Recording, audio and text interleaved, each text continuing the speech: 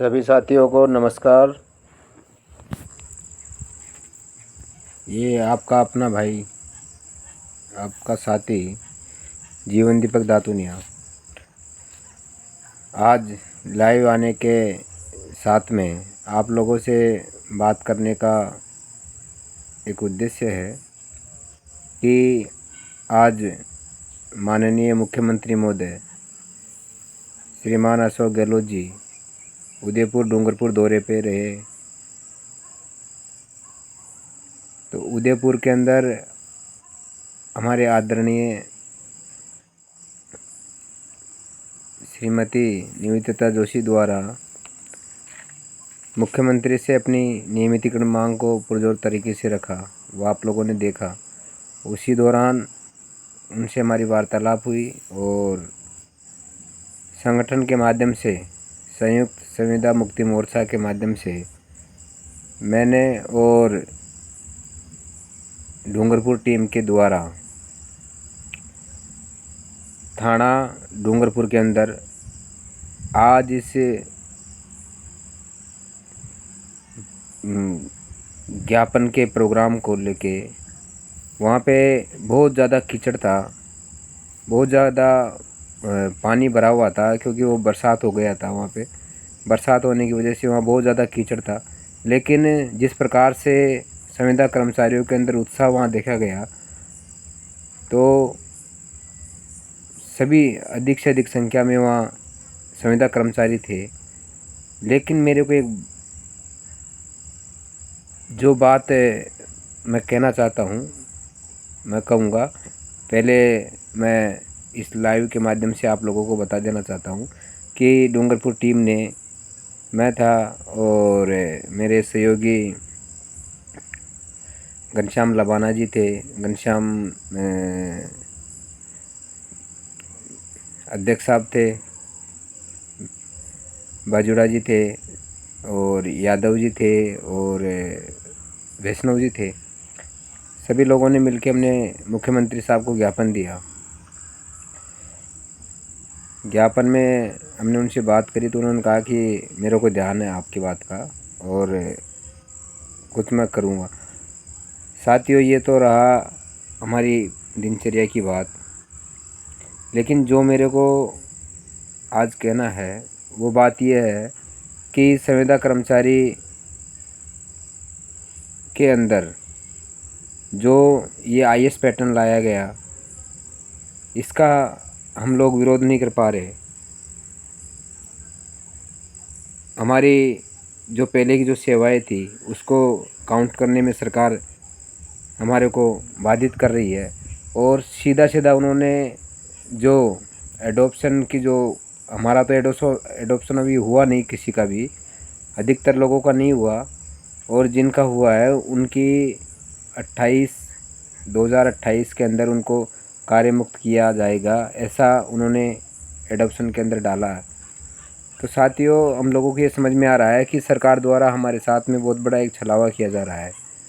और जो हमारे राष्ट्रीय जो नेतृत्व धरना दे रहे हैं जयपुर के अंदर, नरेंद्र चौधरी जी है, अध्यक्ष साहब रामजी पटेल जी है, वहाँ पे शिक्षा विभाग के बीकानेर के अंदर भी धरना दिया जा रहा है, प्रवीण जी जसेवा जी के द्वारा।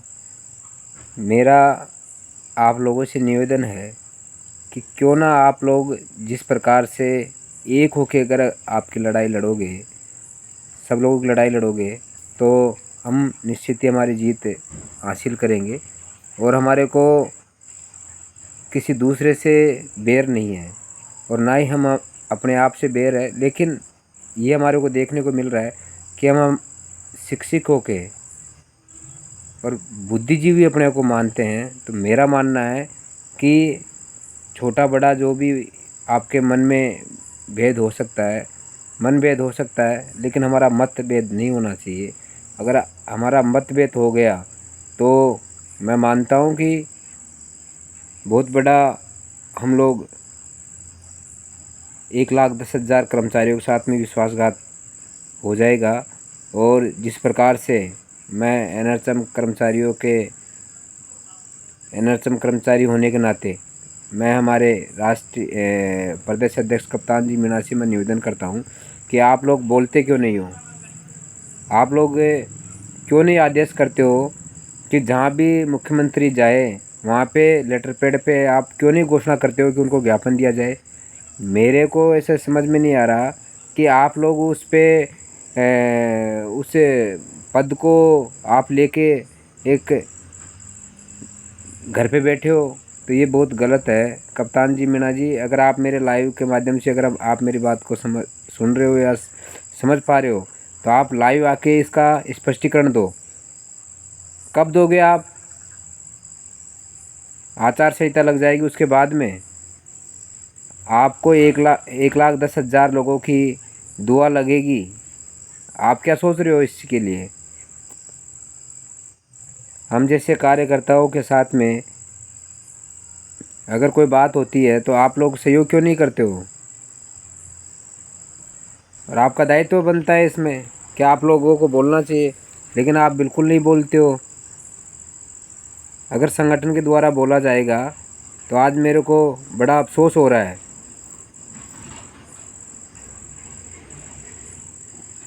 वहाँ पे हम लोग बहुत कम संख्या में पहुँचते हैं और संगठन बोलता है तो संगठन एक व्यक्तियों का समूह होता है और आप लोग बोलते नहीं हो। उस संगठन को लेके बैठे हो, उस पद को लेके बैठे हो आप लोग।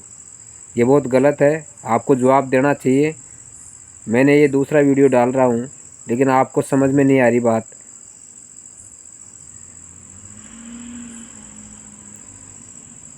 साथियों, ये बात तो ये रही। दूसरी बात,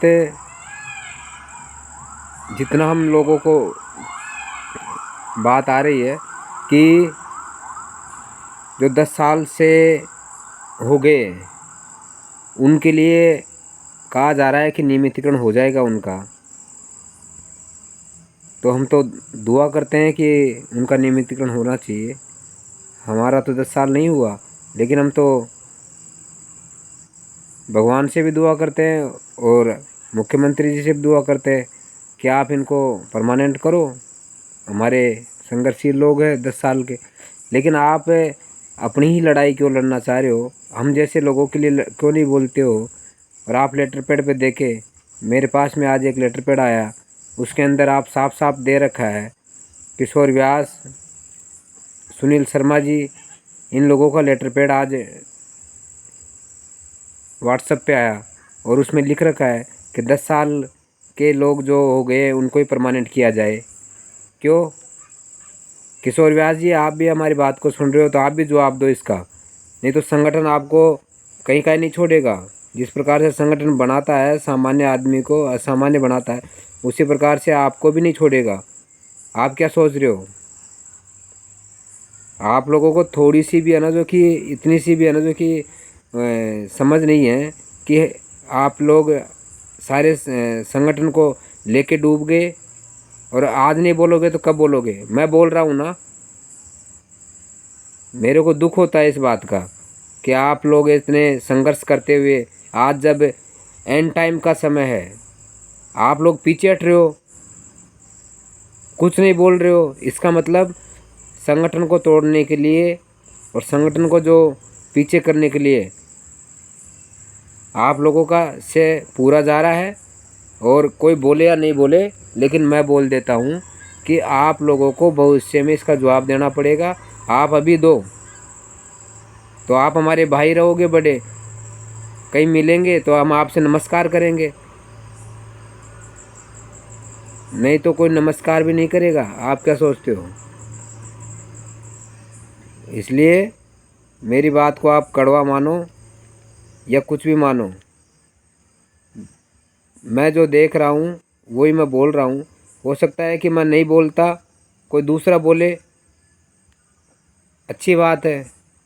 और अगर आपको गलत लग रहा है, अगर मैं गलत हूँ, तो आप मेरे इस लाइव का, मेरे हर चीज़ का जवाब आप दो, आप मेरे से लो।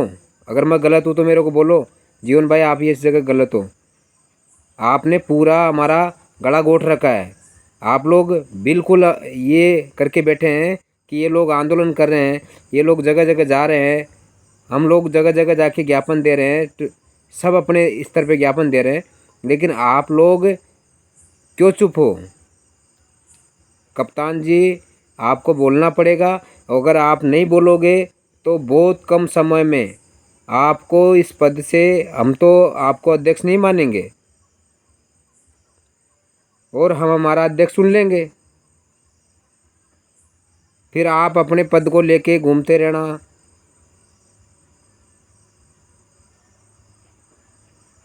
क्योंकि अगर हमारा नेतृत्व बोलेगा नहीं तो हम नहीं मानते कि वो हमारे पदाधिकारी है। जब हमारा शोषण ही हो रहा है, फिर आप शोषण के विरोध में नहीं बोल पा रहे हो, तो फिर हम कैसे माने कि आप हमारे लिए अधिकारों के लिए लड़ रहे हो? और नहीं लड़ रहे तो उसका जवाब दो आप। मैंने पहले भी वीडियो डाला था, आप लोग कुछ नहीं बोलते हो। मैं दूसरा वीडियो डाल रहा हूँ, अब तीसरा वीडियो मैं डालूँगा नहीं। तीसरा वीडियो में हम एक्शन करेंगे और हम आप लोगों के जो भी आप पद लेके बैठे हो और जो भी संगठन में बात कर रहे हो कि हम प्रदेश अध्यक्ष है, हम जो भी है पदों पे, हम कब दोगे आप? आचार संहिता लग जाएगी, उसके बाद में आपको 1,10,000 लोगों की दुआ लगेगी।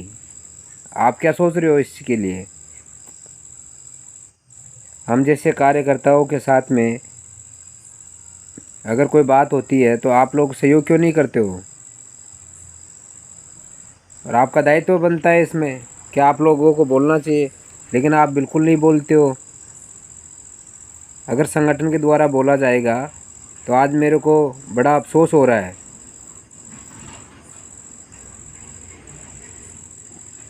वहाँ पे हम लोग बहुत कम संख्या में पहुँचते हैं और संगठन बोलता है तो संगठन एक व्यक्तियों का समूह होता है और आप लोग बोलते नहीं हो। उस संगठन को लेके बैठे हो, उस पद को लेके बैठे हो आप लोग। ये बहुत गलत है, आपको जवाब देना चाहिए। मैंने ये दूसरा वीडियो डाल रहा हूँ, लेकिन आपको समझ में नहीं आ रही बात।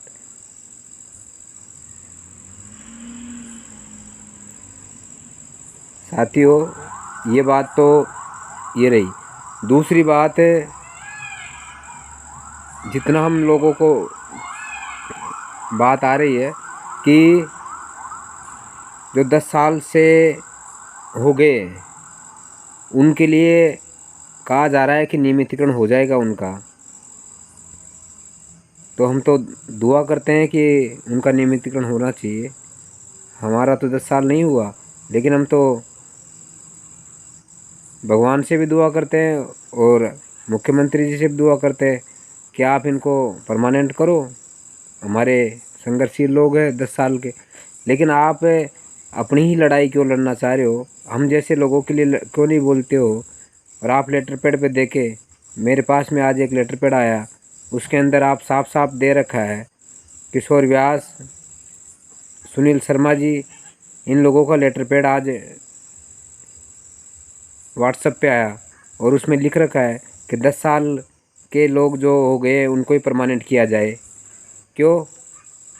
किशोर व्यास जी, आप भी हमारी बात को सुन रहे हो तो आप भी जवाब दो इसका, नहीं तो संगठन आपको कहीं नहीं छोड़ेगा। जिस प्रकार से संगठन बनाता है सामान्य आदमी को असामान्य बनाता है, उसी प्रकार से आपको भी नहीं छोड़ेगा।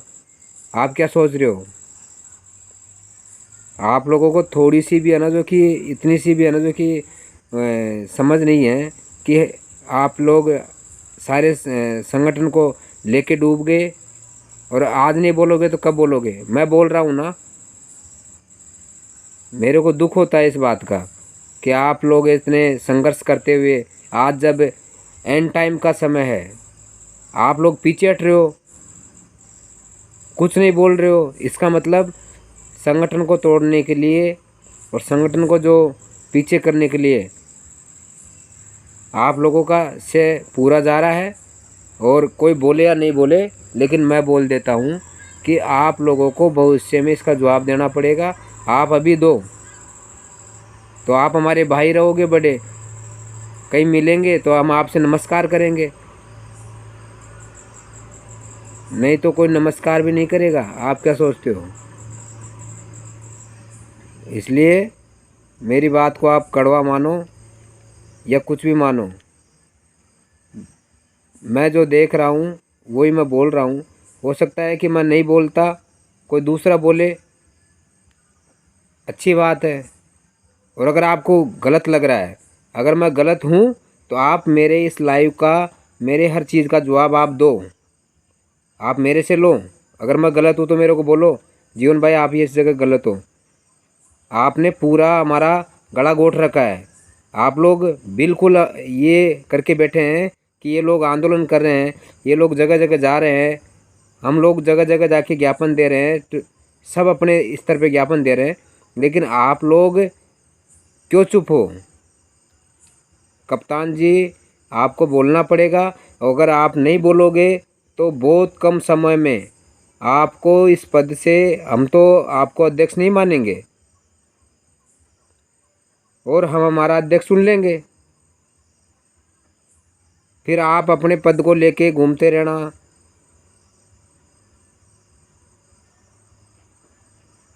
क्योंकि अगर हमारा नेतृत्व बोलेगा नहीं तो हम नहीं मानते कि वो हमारे पदाधिकारी है। जब हमारा शोषण ही हो रहा है, फिर आप शोषण के विरोध में नहीं बोल पा रहे हो, तो फिर हम कैसे माने कि आप हमारे लिए अधिकारों के लिए लड़ रहे हो? और नहीं लड़ रहे तो उसका जवाब दो आप। मैंने पहले भी वीडियो डाला था, आप लोग कुछ नहीं बोलते हो। मैं दूसरा वीडियो डाल रहा हूँ, अब तीसरा वीडियो मैं डालूँगा नहीं। तीसरा वीडियो में हम एक्शन करेंगे और हम आप लोगों के जो भी आप पद लेके बैठे हो और जो भी संगठन में बात कर रहे हो कि हम प्रदेश अध्यक्ष है, हम जो भी है पदों पे, हम किसी को नहीं मानेंगे।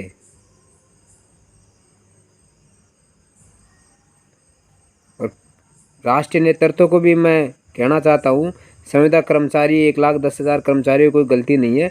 आप लोग एक नेतृत्व में आ जाओ, आपकी सारी मांगे जायज़ है, एक सूत्री मांगे है आपकी, फिर आपका मन भेद है उसको आप ख़त्म करो और जल्द से जल्द एक प्रेस कॉन्फ्रेंस करो और आप लोग अनाउंस करो कि हम सब लोग एक हैं, तब तो हम आपको नेता मानेंगे। नहीं तो आप लोग हमारे सबसे बड़े अशोक गहलोत से भी बड़े आप लोग हो गए हो, ऐसा मेरे को लग रहा है। आप अपनी अपनी डफली, अपना अपना राग कर रहे हो। और अगर किसी को आपत्ति है, किसी को अगर मेरा गलत लग रहा है, तो आप लाइव आके आप मेरे को कहो कि जीवन भाई आप वहाँ गलत हो। इस लाइव के माध्यम से हम लोगों का उत्साहवर्धन करो आप लोग। फिर मैं दोबारा पुनः दर्शाना चाहता हूँ कि अगर आप लोग एक होके इस लड़ाई को लड़ोगे, निश्चित ही आपका नियमितीकरण भी होगा और आपका आईएएस पैटर्न भी गो बैक हो जाएगा और 1/1 की जो बात है वही रखी जाएगी, ऐसा मेरा विश्वास है। लेकिन आप लोग अपनी अपनी डफली और अपना अपना राग मत करो। आपसे मैं पुनः हाथ जोड़ के निवेदन करता हूँ, छोटा भाई होने के नाते आपसे मैं अनुरोध करता हूँ कि एक मंच पे आ जाओ और अपनी बात को सही तरीके से रखो। आप हमारे अग्रणी हो, अग्रणी रहोगे, उसमें कोई दोहराई नहीं है। लेकिन आपके मन में अगर कोई भी खटास है तो उसको ख़त्म करो, क्योंकि अब समय बहुत कम बचा है। आचार संहिता लग जाएगी तो आपका कोई ना तो सुनने वाला है और ना ही कोई करने वाला है।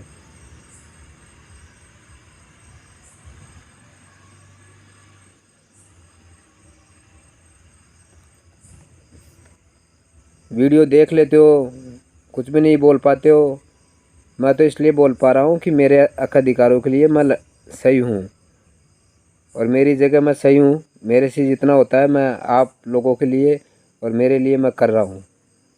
फिर भी अगर आपको ऐसा लग रहा है कि अगर मेरे से परेशान है कि यार जीवन भाई बार बार हमारा नाम लेता है, वीडियो डालता है,